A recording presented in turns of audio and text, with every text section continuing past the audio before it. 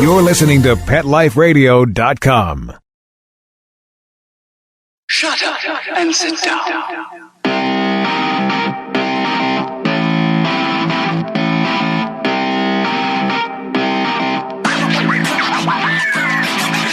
Vegas Rock Dog Radio. Pets, people, pop culture. Let's bring on the host, Sam, the queen of rock and roll dogs. Hello, everyone. Welcome to Vegas Rock Dog Radio. A nice, sunny, bright day here in Las Vegas, and we're live, which is wonderful. I've got my three best friends in studio today, and that's Galaxy, Thornton, and Mr. Twix. So if you hear them moving around, and it looks like they probably are going to have a little sleep. In fact, you can probably hear Galaxy now digging on a little bed to get comfortable. Then they're in the studio with me, which is the perfect life. I cannot complain about that. So I've got some exciting things coming up on the show today. We've got three great topics. One is why you should never pet a service dog. Another one is fear-free visits to the veterinarian's office. And we're also going to be talking about doggy cafes. Vegas Rock Dog Radio. Pets, people, pop culture. So, if you're new to the show, thank you for listening in. I'm absolutely thrilled about that. And if you'd like to connect with us on the internet, it's very easy. You can go to our hub for the website, which is vegasrockdogradio.com. And if you're looking for us on social media, look for us at Vegas Rock Dog or Vegas Rock Dog Radio. You'll find me, or Sam, the queen of rock and roll dogs. And that's what I'm often known as. And the show is rock and roll. It's all about pets, people, and pop culture. So lots to talk about today. I said you can find us anywhere on social media. We're on all of the platforms. And if you don't get to listen to the show live, you can also listen to the show on iTunes. You can also find us on iHeartRadio. And I think most people have that app. And any other pod-catching app that you probably download, you're going to find us. We're kind of everywhere. So find us, connect with us, make sure that you, I really like to communicate with everybody, particularly through Twitter. Lots of really fun people on there, so don't be shy. We definitely want you to connect with us, tell us about your pets and what you'd like to hear about on the show and any questions that you may have at all. So that's how you can find me. Really, really, really easy. So let's get into this then. You know, this is a big topic. Everyone dreads going to the veterinarian's office. Even if it's just something routine for your pets, can be quite traumatic for them. If there's something wrong, really wrong with your pets, then it's really traumatic for them and you as well. So it can be just a very, very, very stressful time in when you have to pay that visit, especially if you have to travel far. My dogs are great. I will say they are pretty good when we get in the car. The only one that kind of has a suspicion as to what is going on is my Jack Russell. She seems to know the streets and in a little bit of, oh gosh, no, I know where we are. Oh, I know where we're going. She has a little bit of that. The other two, they're fine. They're really, really good. And I really like the way my veterinarian's office is set up. There are two entrances, the two waiting rooms, and that's going to play into fear-free visits when I actually tell you about this. And this is really interesting, and it's becoming more and more popular, which you would probably think that this is something that happens all the time anyway in veterinarians' offices, but it doesn't. And I feel that bedside manner is a really important thing. So here we go. There's a thing called fear-free veterinarian visits, and it was developed by America's veterinarian, Dr. Marty Becker. Lots of people follow him, and it's a fear-free initiative. And what it does is it aims to take It takes the pet out of petrified, and it gets pets back for veterinarian visits by promoting a considerate approach and gentle control techniques used in a calming environment. And there's utilization of these fear-free methods and protocols leads to a reduction or removal of anxiety triggers, which creates an experience that is rewarding and safer for all involved, which is very important that your pets and you and your vet and the techs are actually safe in those environments. And it includes your pets, of course, the owners, yes, and I'm guilty of having the whole anxiety thing happen, and of course the veterinary team themselves. And so what results from that? And it's a positive, and that is calmer, more accepting patients, more compliant clients, and a better veterinary care. I can only imagine how stressful it can be just working in that environment, because you've got lots of pets coming in, not just for routine stuff, but for stuff that's not good. They don't feel good, they're hurt, they're in pain, and you've got very, very stressed out pet parents. So this initiative is great. It's called the Fear-Free Initiative, and here are some steps of what it's about. I'm sure you're thinking, well, aren't they just nice when you show up anyway with a pet? Well, it goes beyond that, and you have some work yourself to do as a pet parent. And so here we go. Number one, and this is on their website, and I'm going to give you that link as well. It is this is to help the pet owner deliver a calm pet to your clinic. The fear-free veterinary visit, like pain control, is best created with a multimodal approach that must involve the pet owner, and the owner's role in taking a pet to the veterinarian must fundamentally change. The owner should condition the pet, for example, to a carrier, because that's how you're going to get them there, particularly cats. So that's an important thing, and we all know how scary that can be and time-consuming to try and get cat or a scared dog into their actual carrier. And so you're either going to be putting them in a carrier or some kind of a restraint device, because they should always be restrained in the car, always, for their safety. The car rides, they've got to get them used to car rides as well before the day of the veterinary visit. So don't attempt to do this on the day if you know that your cat or dog does not do well with that kind of transportation.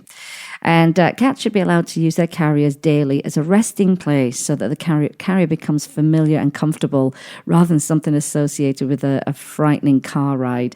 And also, your veterinarian team should learn to detect fear early by asking owners about the anxiety their pets are going to experience. And if you don't ask, you may miss it. So it says don't wait for advanced signs such as a dog hiding under an exam room chair or a cat lashing out. So as a veterinarian, you are going to talk to the pet parents and say, how are they when it comes to transportation? Here are some tips. And so that's where it's going to start.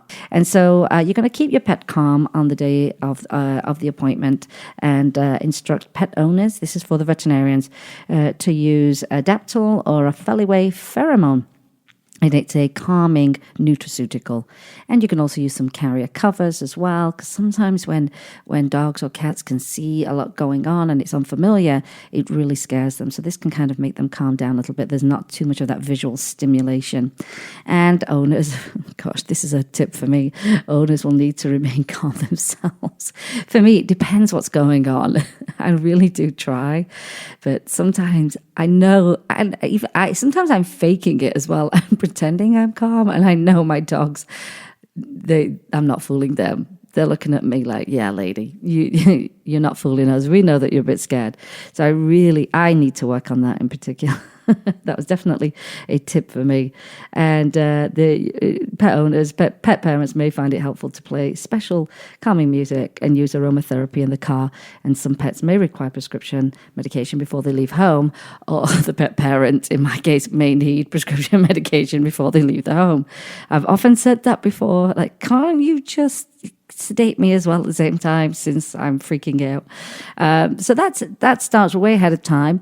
And if you know your pet's going in for a surgery or say a dental, and you know in advance you're going to be doing that, then definitely apply these tips. Really, really important.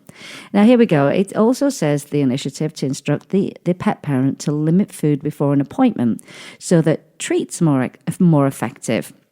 And if the pet's appointment is around mealtime, then just give them a smaller amount of food, unless it's medically contraindicated, of course. And this is so your pet will respond better to food rewards at the veterinarian hospital. And also instruct the owner to bring the pet's favourite treats to the appointment. I don't know about you, but my dogs are definitely particular about treats. So yeah, make sure you have those on hand, and that'll be part of the positive reward during this experience. We want to try and minimize that. So here's the next tip that they gave, which is minimize the use of the clinic waiting areas. I know sometimes I get in there and there might be 2-3 dogs, and you know how that can go. They can either like each other or not like each other, or get quite stressed just in an environment with all these other dogs, and it can be quite difficult for them. And they said, if your practice has enough exam rooms and the technology to do so, consider conducting your check-in for fearful pets in the exam room or a holding room. So basically, they go straight into the room itself, and the pet parent could take the pet directly into an exam room, or it says the owner could check in alone and then return to the vehicle to wait until the pet can be ushered directly into an exam room. Now, I would only recommend that if you had 2 people. I would have 2 people. I would, of course, never leave my pet in the car by itself, and certainly not in the crazy weather that we have. But I think if you've got 2 people, you can have one that goes in, and when they're ready, then you can summon them, and they can bring out the pet straight from the car. So I think that's a really great tip to bear in mind. And it is best for the veterinarian and the technician to have already entered the room before the pet arrives. Yeah. So they're not going into a room that's scary and then another thing happens, which is people show up in this room. It actually eliminates that. And they say if the waiting room is large, calming and quiet, or dog or cat can stay there for about 10 minutes. Even with a small waiting room, it can be made more pleasant by including visual barriers. I think this is great, such as plants or shelves, so that owners can wait and not have other animals right next to them. Shelves can be used to place cat carriers on rather than on the floor, where the cat can be investigated by every dog that passes by. I think that's a fantastic tip. A really fantastic tip. So they can be elevated. You could have some plants in there where it does block them from seeing other pets. I think it's a wonderful tip.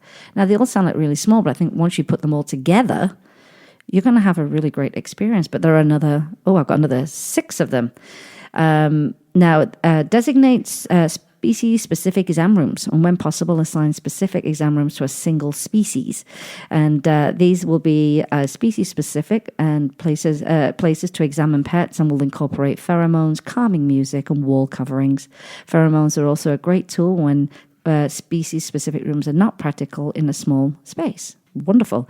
And they can be used at the same time. They won't affect the other species. The temperature in the exam room can also be carefully controlled using a silent space heater as well. So definitely they're taking away the clinical side of this, and I think that's wonderful. Maybe doctors' offices can do that also.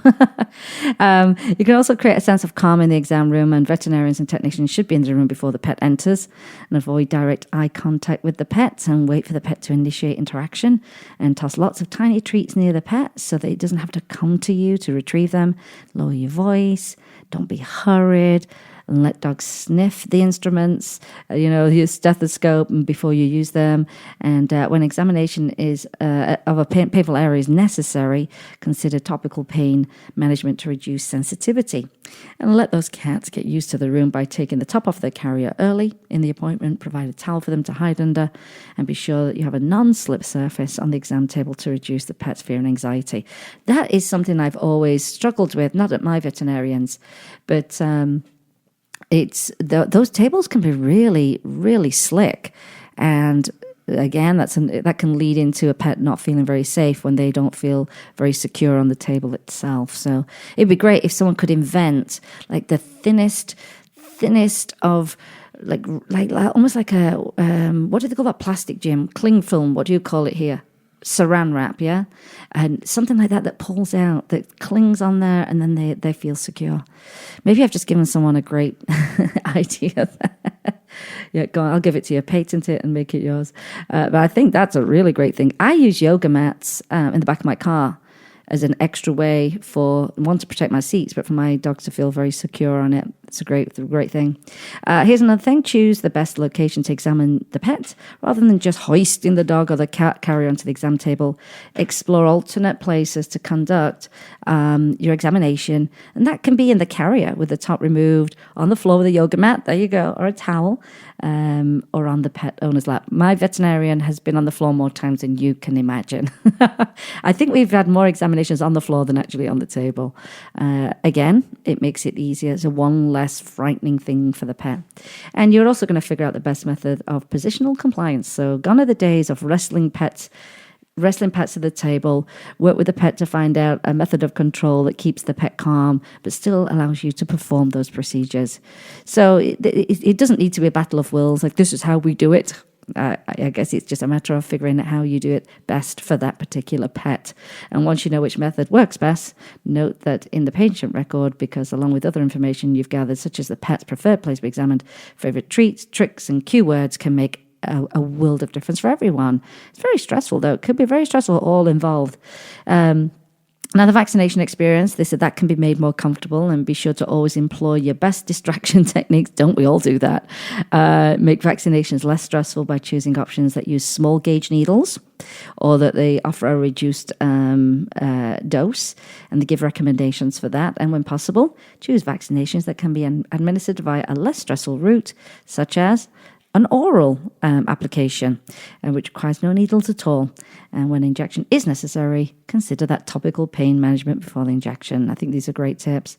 A couple more left here. So this is sedate early and often. Sedation is not a last resort. Depending on the practice, many pets are so psychologically damaged or fearful that they will require sedation before they leave the home even. And once a pet is at your hospital, if it is fearful and won't take a tasty food reward, even if they are hungry, it's time to regroup. And you can either sedate the pet or wait for the sedation to take effect, or reschedule the appointment for a later time when fear-free techniques and tools can be implemented. And consider the reason for your visit, and if pain management is required, begin it early. For example, if a dog has a painful ear, it may be better to administer a pain relief medication as its pre-appointment medication. And when procedures are not an emergency, pets can be sent home and return for happy visits or desensitization exercises to prepare them for the future handling without sedation. And even a very fearful pet can be taught to tolerate procedures over time and effort, and basically doing it on their schedule as well. That's important. And they say, cradle every pet's emotions and physical well-being. Always start by looking after your pet's emotional well-being first. Only after you're confident the pet is calm and you've administered a sedative that has taken effect should you continue your exam or procedure. And that is, first look after your pet's emotions, well-being, and then its physical well-being. Familiarize yourself with and apply the information in these excellent ways. I think it's wonderful. And so what you do is you actually qualify for this online, and that is the Fear-Free initiative created by Dr. Marty Becker.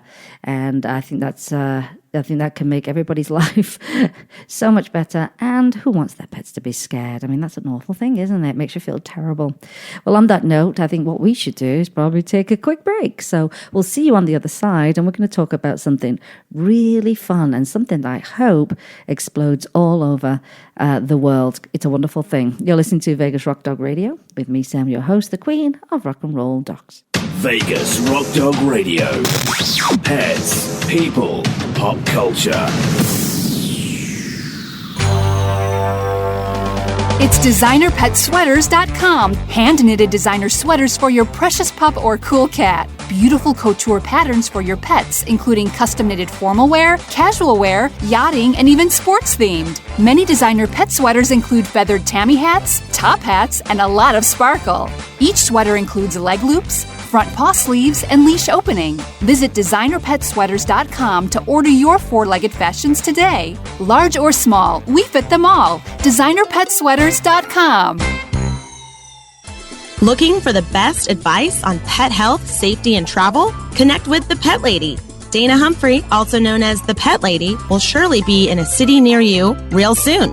She will be spreading the good news for pets and pet lovers, from tips on dog and cat care, pet industry trends, and the best events for you and your four-legged family members. Need a great gift idea or insights on the hottest pet gadgets? Simply follow the Pet Lady on Twitter at Pet Lady World. You can also learn more at The Pet Lady at thepetlady.net.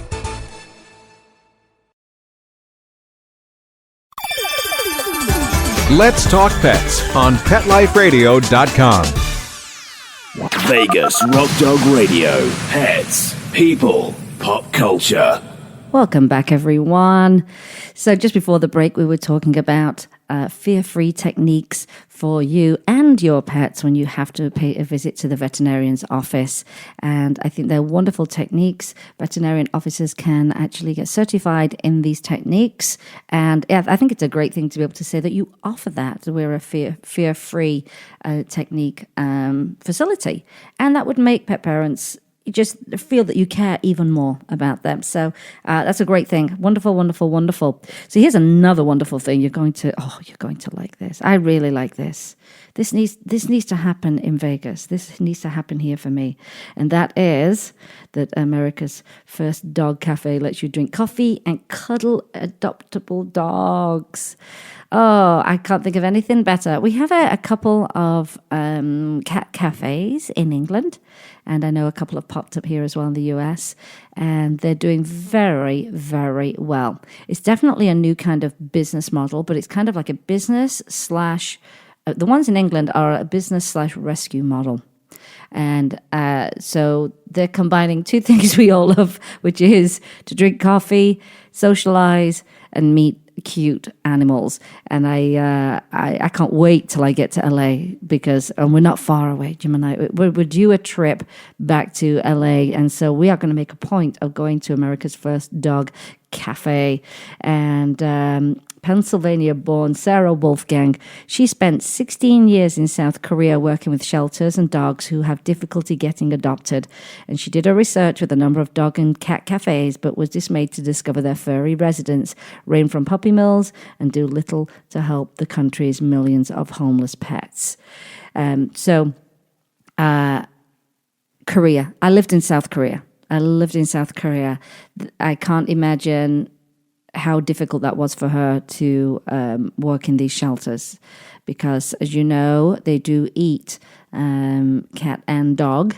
And when I lived there, I never saw anyone with a cat or a dog as a pet. Never saw anyone. I was there a long time. In fact, I went back twice, and I never did see that. So I can only imagine what kind of amazing person this is that actually put this cafe together. So excuse me. So she settled in Los Angeles, and she decided she's going to open the first and only dog cafe. And they said since December, so that would have been almost a year now. So she's probably coming up on an anniversary. The dog cafe has held a soft opening in which their visitors could enter at leisure and chill with a group of adoptable pups. And what they do is they get to enjoy a beverage that gives back to dogs in need. And this is what Wolfgang was telling Bark Post. Bark Post is a great website for pet news. Oh, it's fantastic. She said it's a spin on the dog and cat cafes in other countries, but theirs is unique in that our dogs are all in need of homes and only stay with us until they're adopted.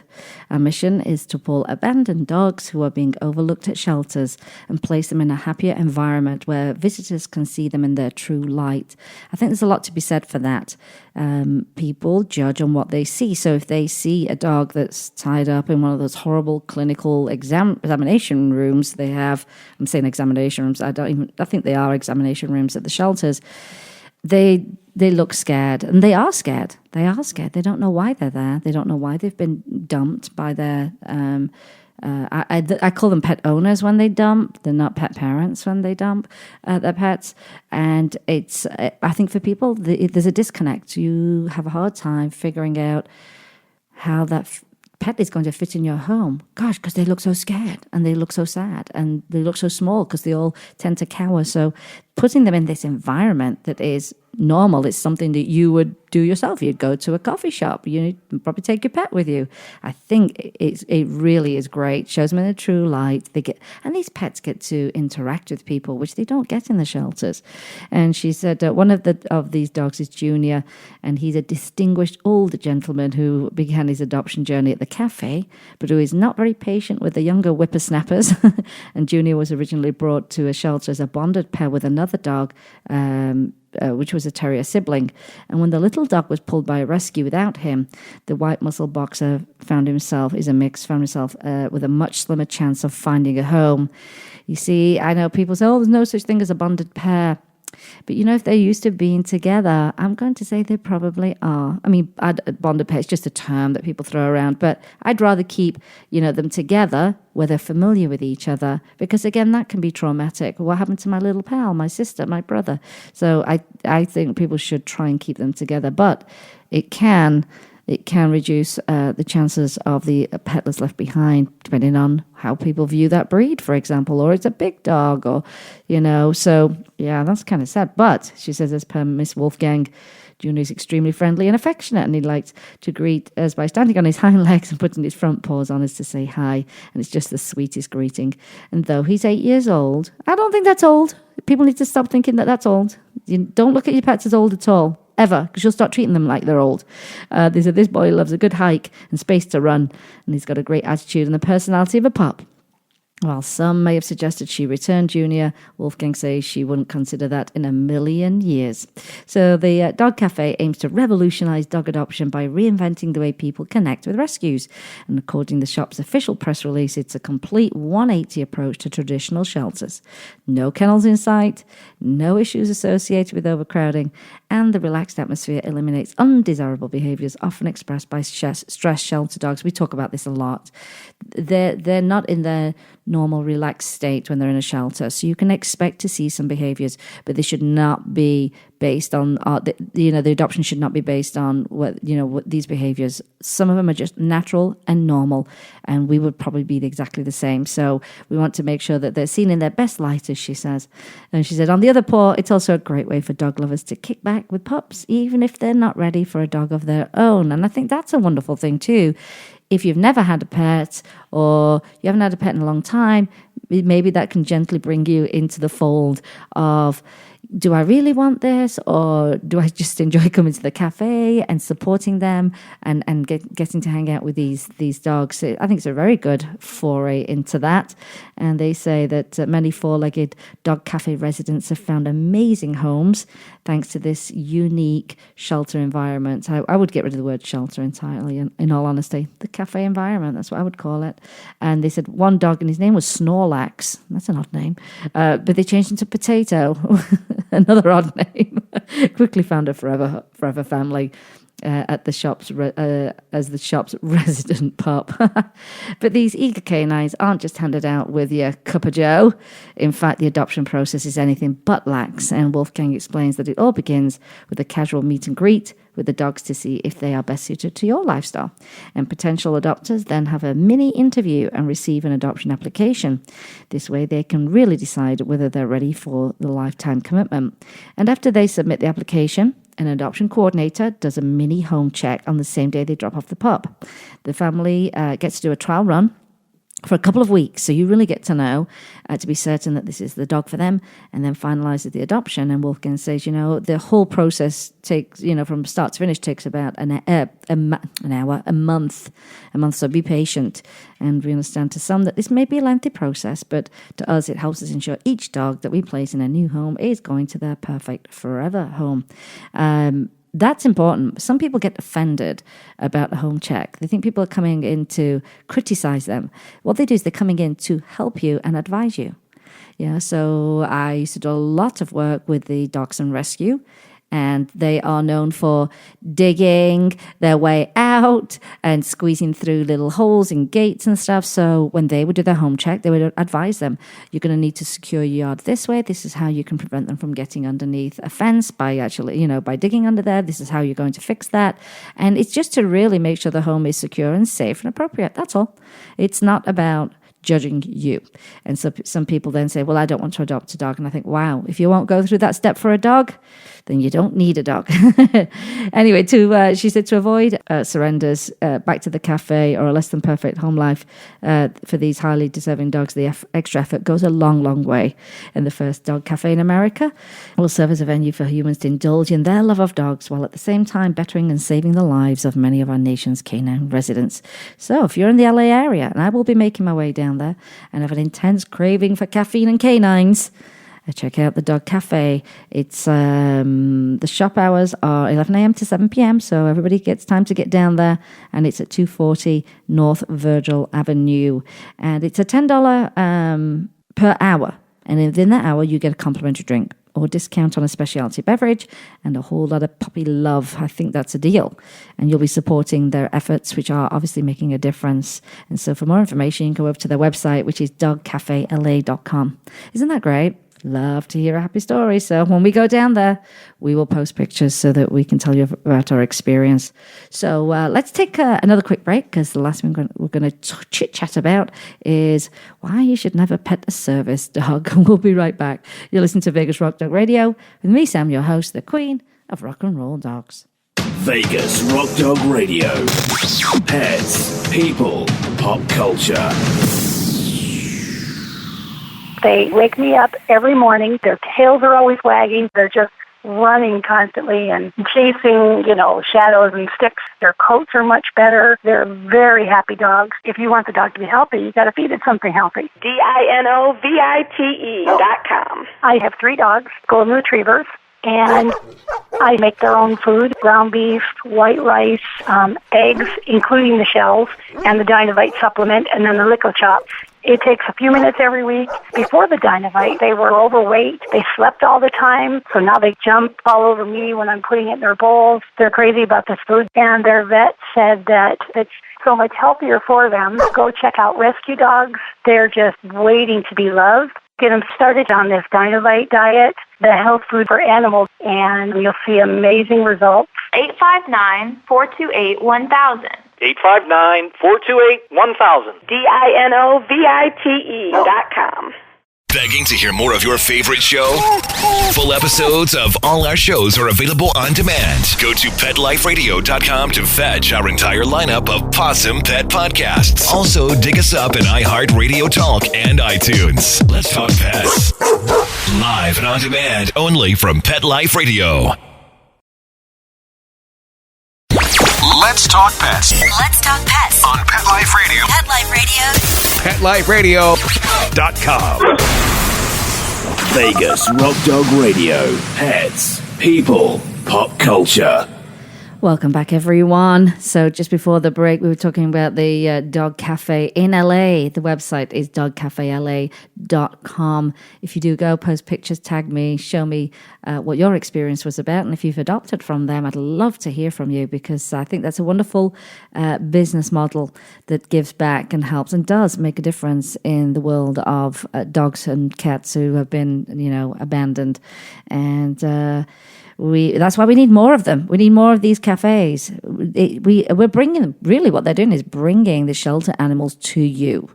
And a lot of people are very turned off by shelters. They don't want to go down there. They're very scary at times. They're very sad, very, very sad. And often you do not feel good when you come out of there, unless you came out with a pet. So this is just a great way to change how we connect with rescue animals. I think it's wonderful. Really, really happy about that. So here's an interesting thing, and you will have seen this before. And people, they love a service animal because they instantly connect with the importance of having one, and it's a lifeline for the pet parent. But there is that tendency to want to go up and cuddle and say thank you, and oh, you're such a good dog. But it's not the best thing to be doing when they're actually working. And that's an important thing, because their sole focus is helping their pet parent. And you do not need to be a distraction for them. So this is a very good reason why you should never pet a service dog. And this, I picked up this little bit of news from the Dodo And I love the dodo. I think everybody loves the dodo online. They post some of the best stories and the best videos of animals. Flynn, the dog, does a lot to help out his 17-year-old human. Her name is Haley Ashmore. And he can open and close doors, fetch her parents, and most importantly, alert her to oncoming seizures. So this is why she has her service dog. And Haley has had Flynn since 2014, when the Australian Shepherd puppy began his training with her as a medical alert dog. But when Flynn was only 7 months old, a stranger accidentally put Haley in harm's way by stopping to pet Flynn. And the incident illustrates exactly why working dogs should never be petted. Petted, is that even a word? Petted. Pet? Oh, that's an interesting thing. Or played with while they are working. And that's the reason why they wear a jacket, so that you know that they are working. Haley was visiting her dad at work when someone began petting Flynn like he was just a regular pup. And she said she immediately told him to stop. And but in just a moment of distraction, Flynn had missed a crucial opportunity to warn Haley about an oncoming seizure. When he did warn her, it was too late. She said she normally, when she's alerted by Flynn, she thinks she's got a good 10 minutes to get safe, take some medication, and call somebody for help. Unfortunately, she didn't, and she ended up, she said, getting a nasty rug burn, so basically she fell. And since Flynn was only about 7 months at the time of the accident, he was still learning to ignore people petting him. That's got to be quite a challenge. That's got to be quite a training technique that you have to use to get a dog to ignore someone trying to pet them. And she said, we understand dogs are super cute, but they are really important for our safety and our health. And the dog is part of a team. Jessica Reese of Canine Companions for Independence, often known as CCI, told the dodo it becomes almost an extension of that person. It absolutely is, just like someone's wheelchair. And besides the fact that the dog is part of who you are, that touching can distract the dog from what they need to do. CCI is a non-profit that trains assistance dogs. I'm going to get Jim to look up that website for me. It's the Canine Companions for Independence, CCI. The non-profit, they train assistance dogs, including companion dogs and service dogs. And we'll do a show on this because a lot of people don't understand the different categories of service dog, emotional support dog. There are many different categories. And so we definitely need to do a show on that because people don't know how to distinguish those. But it matches them to people with disabilities. And CCI does not train medical alert dogs like Flynn. But Reese explained that assistance dogs are trained to go from being on to being off in a few seconds, from hanging out with a chew toy to helping the human in the blink of an eye. So they are hyper aware, even though they could be doing something else. They're hyper aware of their pet parent, and so when strangers stop to play with assistance dogs, they can interfere with their work, with their connection, with their focus.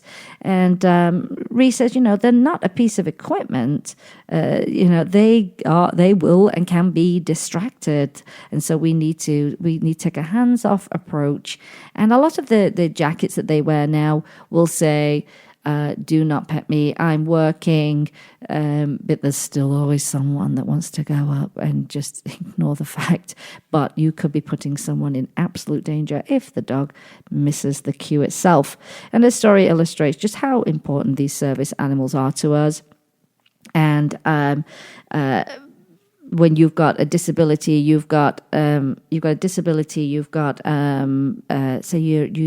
get panic attacks, those kind of things. They're so important to us. It's your lifeline. It's an extension of yourself. And so if you see them with a vest on, just ignore the dog. I know you want to walk up to them like it's second nature and pet them. You see a vest, don't interfere. And dogs like Flynn, they do provide crucial medical assistance, and while they're working, they need to be 100% focused. Haley sums it up the best way, and she says, if you wouldn't do it to a wheelchair, please don't do it to our dogs. So basically, if you would grab a wheelchair and move it away from the person that needs it, you know, you can have the same result as if you'd actually distracted their dogs as well. So that's a very, very good reason to not pet a service dog. Let me tell you a little bit about Canine Companions for Independence. The website is cci.org. And they say help is a four-legged word.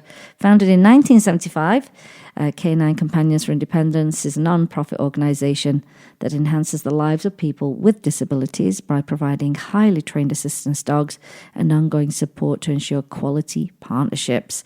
They're headquartered in Santa Rosa, California. And they are the largest non-profit provider of assistance dogs and is recognized worldwide for its excellence of its dogs and the quality and longevity of the matches it makes between dogs and people. The result is a life full of increased independence and loving companionship and confidence. These pets, these working pets of ours, what they do is they allow you to go places that you probably wouldn't go before. Say, I know from experience from a friend of mine, and she rescued her dog, first of all, and then had her dog trained, and her dog allowed her to not suffer these panic attacks, which allowed her to be able to get on planes and go on vacation and to go to events with crowds and just really changing someone's life. I've seen it myself firsthand. It is phenomenal what they do for people with disabilities. Amazing. So that's Canine Companion. What was the other word? Companions for Independence. And they start with a breeding program. They use advanced technology, and they meticulously select and pair dogs for breeding so that they have the best result when it comes to matching them with the actual pet parent themselves. Wow, can you imagine the bond? That is an incredible bond. I would say once you get a service dog, and they say some angels have wings and others have tails, and they train 4 types of assistance dogs to master over 40 specialized commands. So you've got service dogs, skill companions, hearing dogs, and facility dogs. And after completing training, the dogs are teamed with a graduate during an intensive 2-week training period. So this it looks to me like this starts super early. It's from the Puppies of Place with volunteer puppy raisers across the nation for socialization and obedience training. And between the ages of 15 and 18 months, the puppies return to one of 5 Canine Companions regional training centers across the country for 6 months of training. So you're looking at 2 years. By the time you're going to get a service dog, they're going to be about 2 years old, but super highly trained. This is incredible. Oh, this is even more incredible. All Canine Companions dogs and services are provided free of charge. Wow. And so they are funded by private contributions. And so if you actually want to make a contribution, you can head over to their website, cci.org. Wow. That's the cherry on the top, isn't it? That is the cherry on the top. If you need a service dog, you don't have to worry about the cost because these people do it for you. But you must apply. And if you love what these dogs do for people, then make a donation. That's wonderful.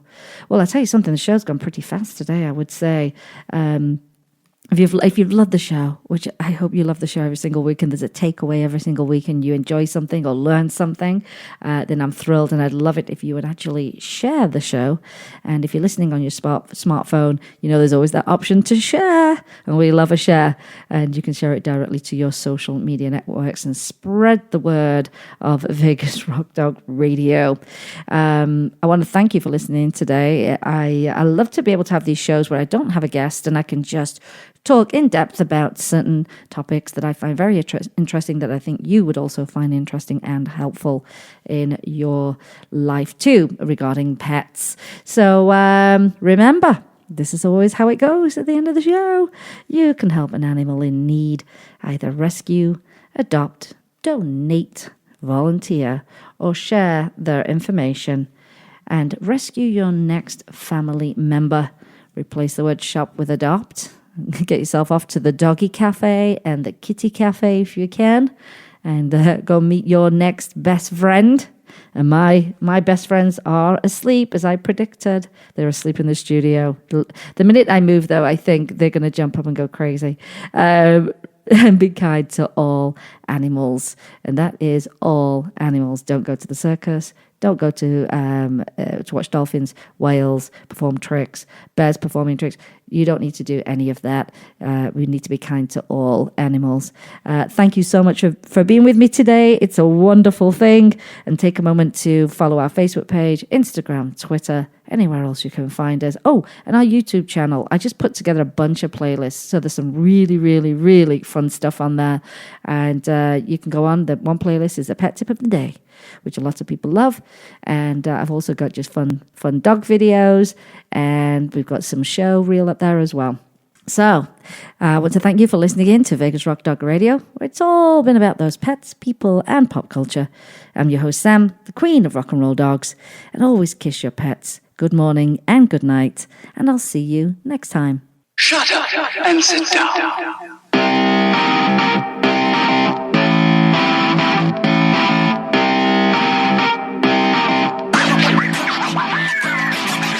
You've been listening to Vegas Rock Dog Radio. Pets, people, pop culture. Let's Talk Pets every week on demand, only on PetLifeRadio.com.